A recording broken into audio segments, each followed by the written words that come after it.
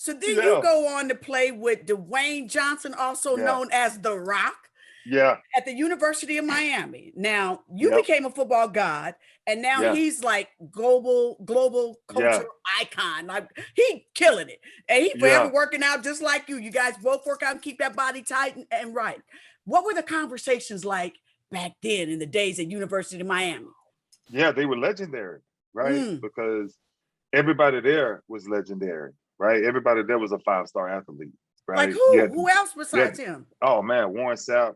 Warren Sapp was the Oh, most dominant. word! Yeah, I Sapp know. was the I most remember. dominant player. Yeah, he was the Yeah, most dominant football player we had seen in a very long time. But what's yeah. funny about me and The Rock was he walked in the weight room, and he just done this on his show, Little Rock, as well. He hit my people up about he was going to show this little clip, and he walked in the weight room, and it's about 6 o'clock, 6:30, and I'm a freshman at the University of Miami. Now, V, Hmm. remember, I didn't get a scholarship from the University of Miami. I got the Oh, last scholarship University of Miami had, wow. right?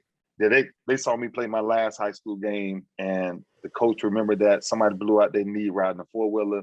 They called me 4 days before signing day to come to work.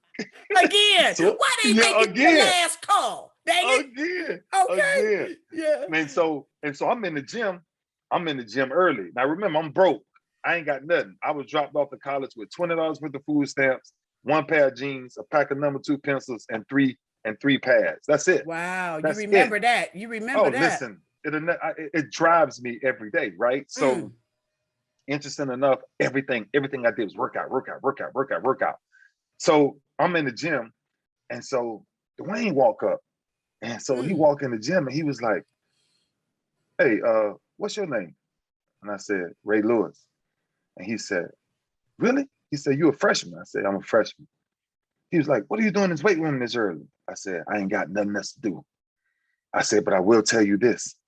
I promise you I will be the greatest to ever do it."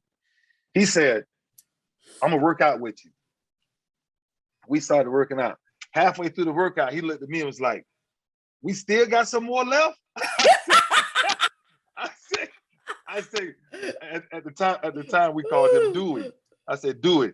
I said, "We just getting started. We Uh-oh. just getting started." And that's when he a few weeks ago he put out this little long Instagram about he's never been outworked in his life. The only man that's ever outworked him in his life was me. But that was our relationship. And from that relationship, we started sitting every day. Me and him just started sitting outside of Green Tree. Listen, if you ever talk to us together, you would think that we were both each other. The Mm. way that we were driven, we both knew it. I said, Mm. "Look, man, I tell you, do it. I'm gonna do this football thing, and I'm gonna be the greatest to ever do it." He was like, "Man, I got some plans." So every day, me and him used to sit outside. Me and him used to go in the weight room. We'd go back outside. We'd sit outside, and it was always me and him. But we always saw the future so much Yes. bigger than it can ever be. And so now it's like every time I see him, I just laugh at him and say, "Boy, amazing what we were able to accomplish." So yeah, man, me and him went at it. It was So good. now you were drafted by the Baltimore Ravens Yeah, in 1996, and yeah. you played with them until 2012. 17 years. Now, let me tell you, first of all, that's amazing. No, that's amazing because you know football that's a short career because of the It's a injuries. short career. Yeah, I mean, Yeah, let's keep it real. I mean, these especially nowadays, them boys is big as heck. Now, I mean, I yeah, was like, Lord, they're like land of the giants coming through. You know what I'm saying? yeah, So yeah. the fact that you were able to play, what did that feel like when you were drafted by them? Was that the team you wanted to go to? Uh oh. What? Oh my gosh. So I get the call. I get the call on draft day. Uh I'm huh. at Dolphins. I'm at Dolphin Stadium. Dolphin Stadium. Jimmy Johnson's the head coach of the Dolphins. Yeah, I know. They don't have a middle linebacker at the time. Mm. So my agent at the time told me they're taking you at the 20th pick. The And I'm Dolphins? in the first round. The The Dolphins. They Dolphins, said right. they're gonna take you at the 20th pick, first round. And I say, okay. So we throw my entire party at their stadium. Oh Oh man. no. We get Oh. we get we get to the 20th pick. and they pass on me, and they take a D tackle out of Baylor named Daryl Gardner. Who that? And exactly. And I was like, wow, really? So the next team I'm on the phone with is Green Bay. I'm on the phone with Green Bay Packers, Brett Favre, and they all in the room. And the guy's like, we're taking you at the 27th pick with Green Bay. I'm like, wow, I'm going to Green Bay. I'm telling mom, I'm like, Mom, I'm going to Green Bay. The phone rang on the 26th pick, and it's the Baltimore. But it wasn't Baltimore Ravens. Remember?